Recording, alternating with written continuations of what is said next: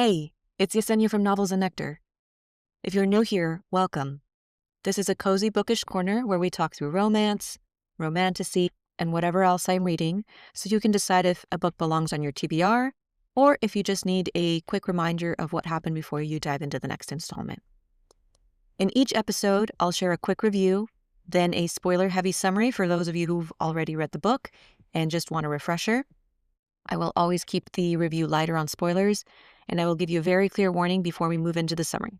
All right, now let's get into today's book. Today we're talking about The Poisoned Daughter by Sheila Masterson. And before we get into the review, here are a few quick stats so you know what we're walking into.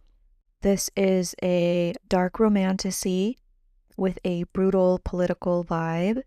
We do have some morally gray characters and some darker moments. The story is told in a first-person, dual point of view, present tense. Spice level, this is about a medium, I guess it can be medium high. There are multiple explicit scenes, including possessiveness and blood play.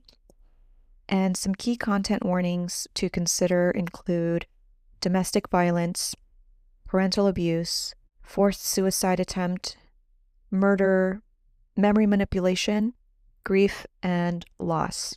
Okay, so with that in mind, let's go ahead and jump into the review. Honestly, I was really excited to pick up this book because I wanted a standalone that would give me closure, something that could stand on its own. And after reading so many series, I thought that's what I wanted.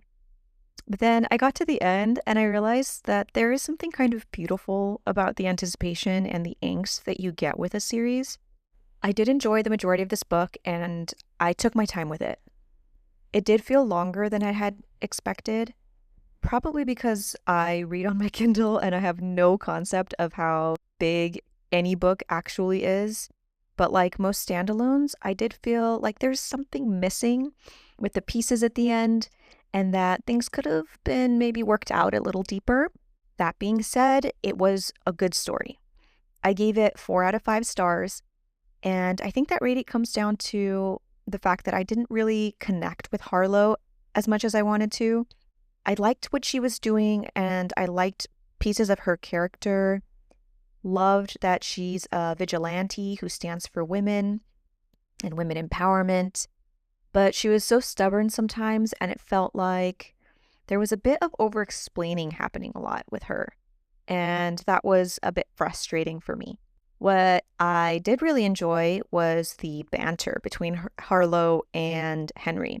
He knows that she tried to kill him at the first meeting, and still he continues to pester her. And that is so fun. The dynamic between these two was enjoyable, to say the least. I also did really enjoy the way that Sheila wrote the depiction of characters' love for one another, and some of these areas that she added into the world building were quite unique. There were also some twists that we get as Harlow continues to discover who Henry was and what the downfall at Mount Haven had forced him and his people to become.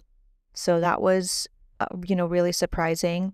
One other thing that kind of caught me off guard was that this story was actually much darker than I had expected. I quite enjoyed it, actually. There's this possessiveness, there's blood play, and all of that kind of caught me off guard. I didn't really know what direction things were going to be going in, but I was enjoying it as I was reading it. There's also this twist near the end that I haven't really seen in other books, and that was a nice, unique, refreshing surprise, although it's obviously something that's really sad, but very well done by Sheila. By the end, I had some lingering thoughts about how everything had played out, and I felt like maybe a second book could have probably answered some of these questions, but as a standalone, it all does tie together well enough, and you do get a really nice resolution. So if you're looking for a strong-headed female character, a possessive main male lead, some witty banter, and closure, this would be something that I would recommend. All right, so from here on out, we're going to be transitioning into spoilers.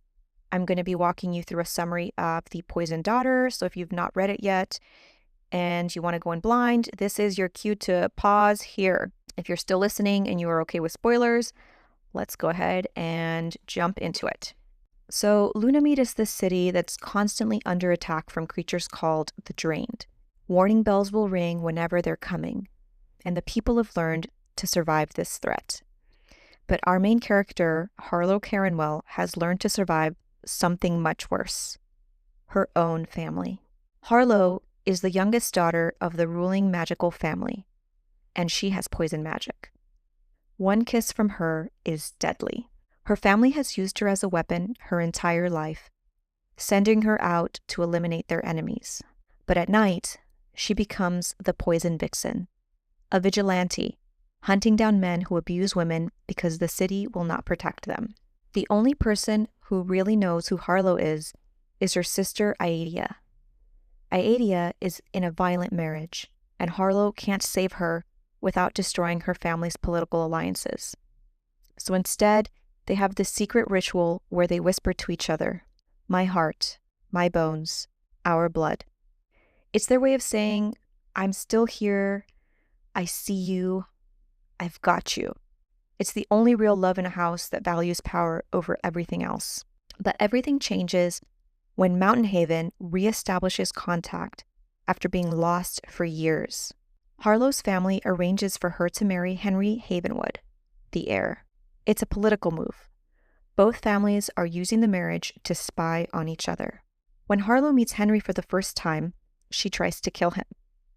She kisses him expecting him to drop dead, but he doesn't, because Henry is deathless. His mother has brought him back from death using rare magic, so now he can't be killed in the same way twice. He's died more times than anyone should have to. Their marriage is supposed to be a mission for both of them. But from the moment that they meet, there's this tension between them. Something sharp and dangerous. As they navigate their forced marriage, Harlow and Henry start to see past the armor that they are both taught to wear. Henry is haunted by the fall of Mountain Haven, by leading people who barely survived, by the loss of his sister. He's exhausted from dying over and over, and Harlow recognizes that exhaustion because she feels it too. Slowly, they begin to trust each other. Meanwhile, back in Lunamede, women start disappearing. Reports are coming in about new kinds of Drained called breeders who are evolved Drained. They are capturing women to breed smarter versions of themselves. The threat isn't just at the gates anymore. It's adapting and stronger. At the same time, something is poisoning the city from within. The sacred wells are corrupted. Harlow finds out that her father and brother have been having violent episodes, fits of rage and madness. She begins to dig into the history of the wells and discovers the cause. The blood tides that her family has been forcing upon the people, and all that anger and resentment, have seeped into the magic itself. The turning point in Harlow and Henry's relationship comes during the hunt at Mountain Haven, a ritual of pursuit and claiming. After Harlow discovers that Henry is deathless, she does the one thing he tells her not to do. She runs. His animal instincts kick in, and he chases her into the forest. There, he finally lets go of everything he's been holding back. They give in to the desire between them.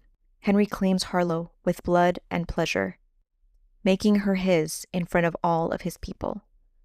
For Harlow, it's both a surrender and a reclaiming of her own power. She spent her whole life being used, but this is different. She feels seen by Henry. He wants her not as a weapon, but as a person. But love can't save a city that's rotting from the inside. After returning to Lunamede for the festival, Harlow is forced to confront a truth that she's buried so deep she no longer remembers it's real. Her sister Aedia is actually dead, and she was the one who pushed her off of a balcony after being forced to do so by Aedia's husband, Rafe. She also learns that her parents were in on it, that they allowed Rafe to abuse them before forcing them both off the balcony. By luck, Harlow survived the fall. After this revelation, Harlow knows what she has to do. With her brother Kellen's help, she confronts her parents.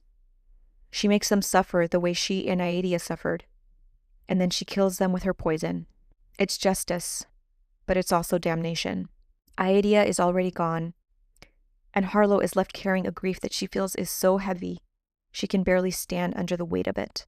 After the reckoning, Kellen reveals his own secret. He's Rocelli, the leader of the city's rebellion. With their parents dead, the truth comes out. The blood tides will cease, and the city will try to rebuild. Harlow also learns that Henry has been hiding a secret. He's twice blessed with the power of Polm, the same power that controlled and compelled her and her sister off the balcony that night.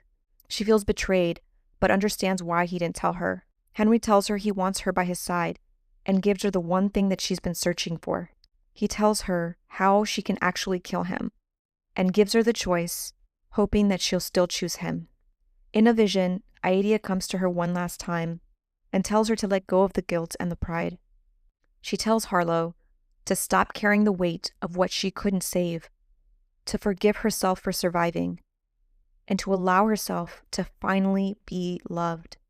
In the end, Harlow chooses to stay. Henry offers her a place at his side, not as a political tool or a weapon, but as a partner, as his beloved, the woman who brought back color into his life. The book closes with Harlow standing in the ruins of her old life, ready to build something new. She's still broken, still healing, but she's no longer running from her pain. She's finally ready to embrace the life and the love that she has fought so hard for. All right, guys, thank you so much for hanging out with me today. If you want to dive deeper into the books I talk about here, you can head over to my blog at novelsandnectar.com with a K, where I share spicy chapter lists, similar book recommendations, song pairings, and discussion questions if you want to keep the conversation going. If you are part of a book club and want ready-to-use questions and guides all in one place, you can also join the Nectar Nook, my membership where I put everything together for you in one cute, cozy space. And if you want to keep up with new episodes and new reads, be sure to hit the subscribe button and join my newsletter so you never miss a bookish update. Thanks again for listening, and I will see you in the next one.